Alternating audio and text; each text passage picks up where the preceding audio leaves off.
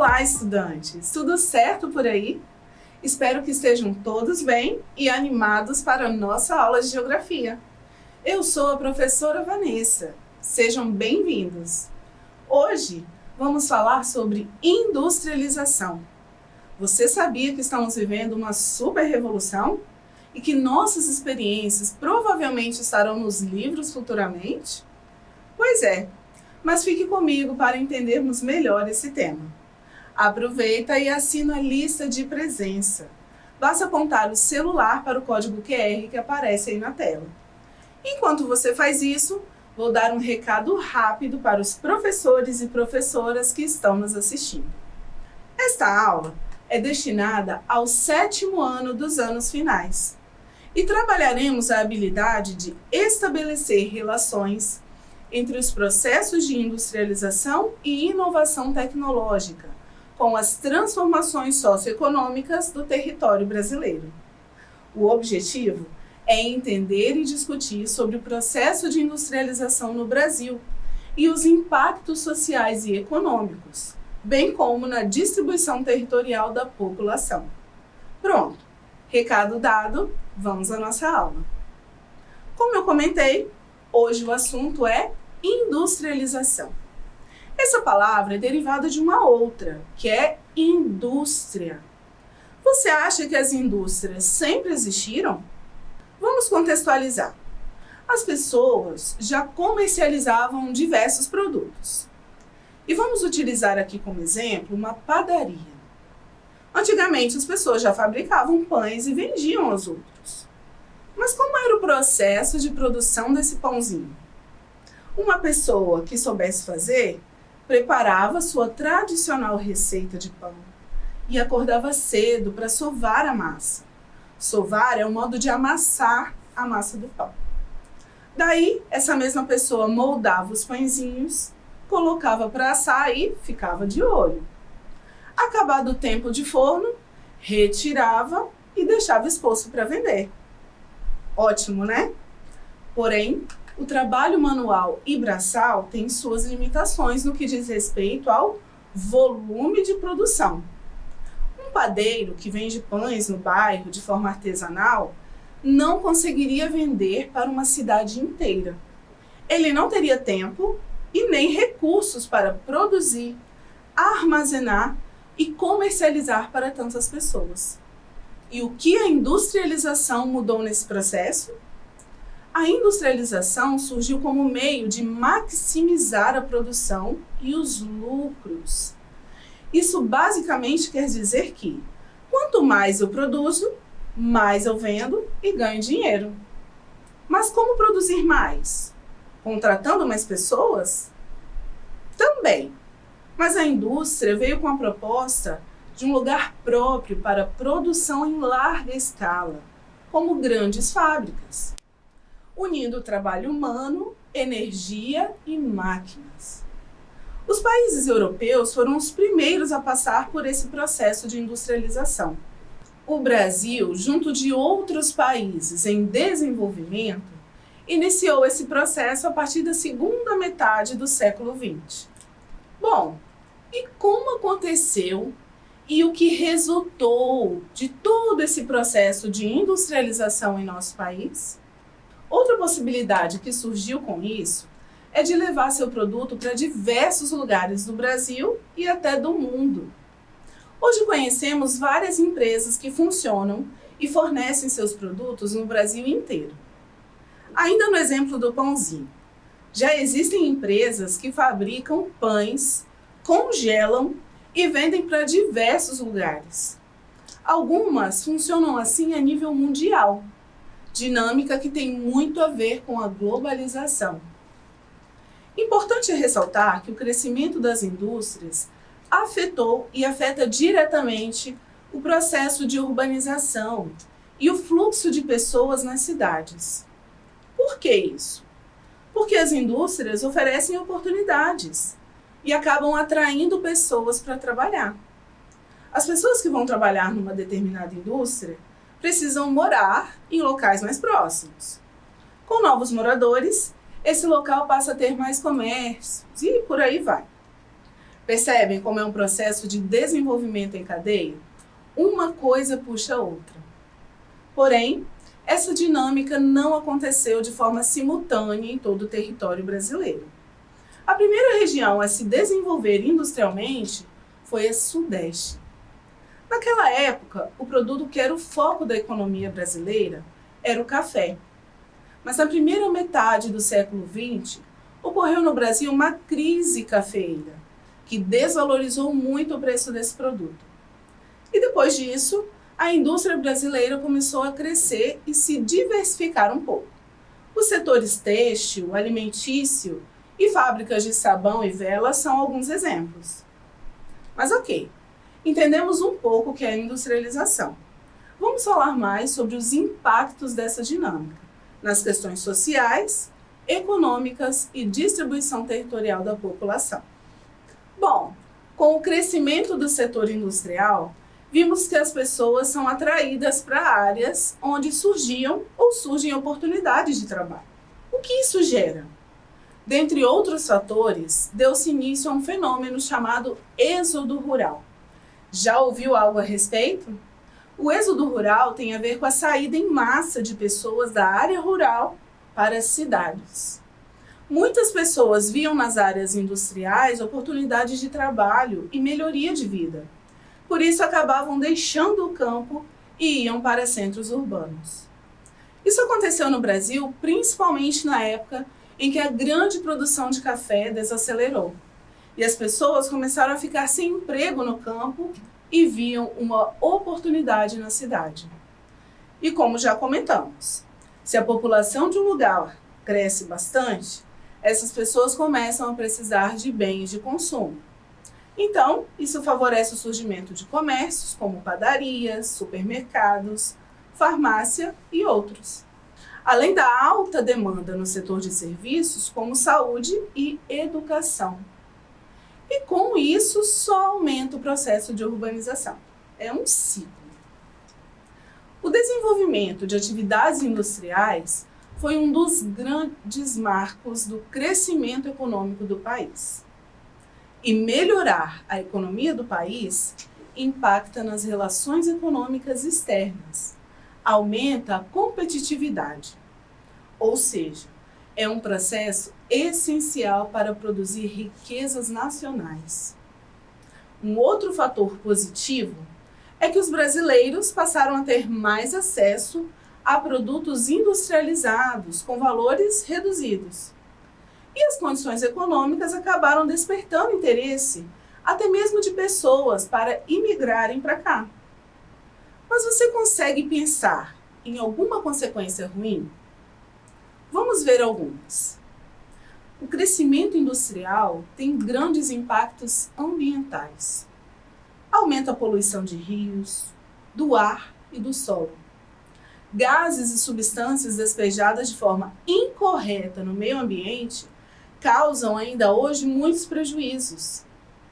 Quer ver um exemplo de poluição do meio ambiente? No caso das indústrias. Vamos assistir a um vídeo do canal Minuto da Terra. Nele, entenderemos como o concreto, um item tão comum e amplamente utilizado, pode ser poluente. No mundo inteiro, quase 7 milhões de pessoas nascem ou se mudam para cidades grandes todos os meses, o que é uma coisa bem eficiente, porque quando as pessoas moram perto umas das outras, é mais fácil organizar transporte, energia, água e todo o resto ao redor. Mas também é um grande problema. Para construir moradia e infraestrutura para esses novos moradores, que daria o mesmo que uma nova cidade de Nova York todo mês pelos próximos 40 anos, nós vamos precisar de muito concreto. E quando o assunto é a saúde do nosso planeta, o concreto é um nocaute. Quer dizer, tecnicamente, o cimento que é o fortão. Afinal, é ele que junta os ingredientes básicos do concreto, areia, pedra e água, em um único e útil material. Além de ser uma grande fonte de dióxido de carbono. Isso mesmo, o aquecedor do planeta. O golpe de misericórdia do cimento vem de como ele é feito. Primeiro, temos que aquecer calcário, o que normalmente exige utilizarmos bastante combustível fóssil, que emite CO2. Depois disso, o calcário quimicamente vira cal, que vira cimento junto com outras coisas, e dióxido de carbono, que vai para o ar. Na maioria dos processos industriais, a energia utilizada para máquinas funcionarem é a esmagadora fonte de dióxido de carbono. Mas no cimento, quando o calcário se quebra, é liberado mais CO2 do que todas as outras partes juntas.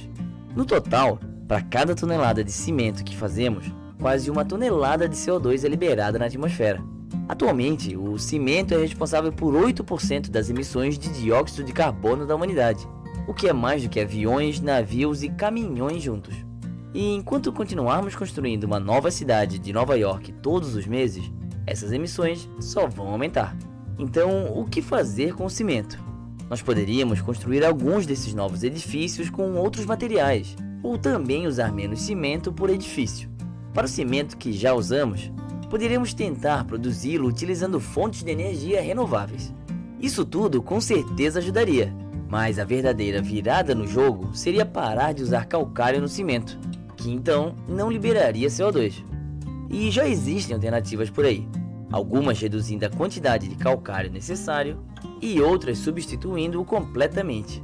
Por enquanto, a maioria dessas alternativas são muito caras ou estão em fase inicial de desenvolvimento, ou também estão sendo adotadas aos poucos, provisoriamente, já que o concreto é um material estrutural tão importante. Mas alguns cimentos alternativos já estão sendo usados com sucesso em grandes edifícios e pontes em todo o mundo. E quando passarmos a usar cimento com menos calcário ou sem calcário como base para todas as novas cidades, colheremos alguns benefícios concretos. Esse foi o Minuto da Terra. Se você gostou desse vídeo, clique em gostei e compartilhe com seus amigos. Se é a sua primeira vez no canal, se inscreva e até a próxima!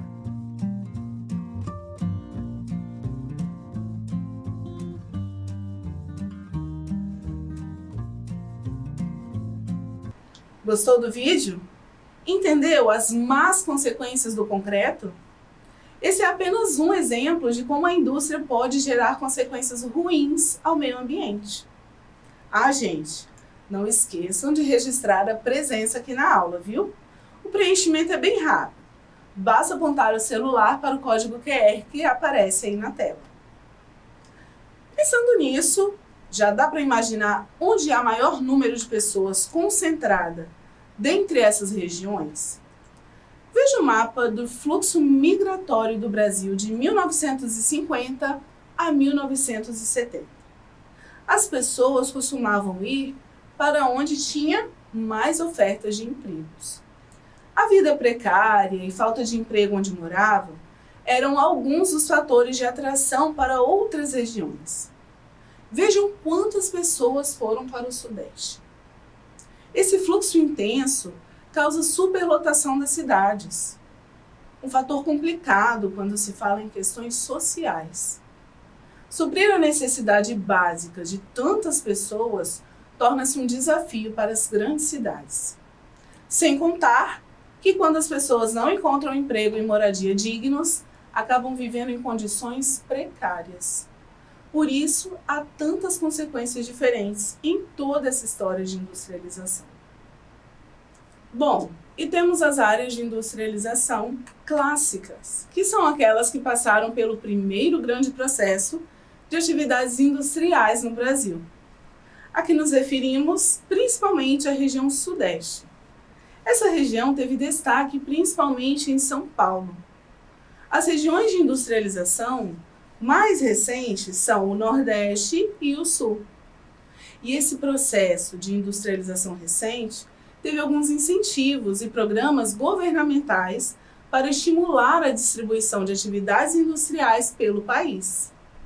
E temos também as regiões de pouca industrialização, que são as regiões Centro-Oeste e Norte. A menor quantidade de indústria nessas duas regiões se devem a vários fatores, como falta de infraestrutura e investimento tecnológico. Bom, já dá para imaginar onde há maior número de pessoas concentradas dentre essas regiões. Veja o mapa de fluxo migratório do Brasil de 1950 a 1970. As pessoas costumam ir para onde parece ter mais oportunidades de empregos. A vida precária e falta de oportunidades onde moravam eram um dos fatores de atração para outras regiões. Vejam quantas pessoas indo para o Sudeste. Esse fluxo intenso causa superlotação das cidades, um fator complicado quando se fala em questões sociais. Suprir a necessidade básica de tantas pessoas torna-se um desafio para as cidades. Sem contar que quando as pessoas não encontram emprego e moradia dignos, acabam vivendo em condições precárias. Por isso há tantas consequências diferentes em toda essa história da industrialização. Viram aí como todo esse processo transforma o mundo à nossa volta? Vocês sabiam que já tivemos 3 grandes revoluções industriais? A primeira grande revolução veio com a mecanização em larga escala.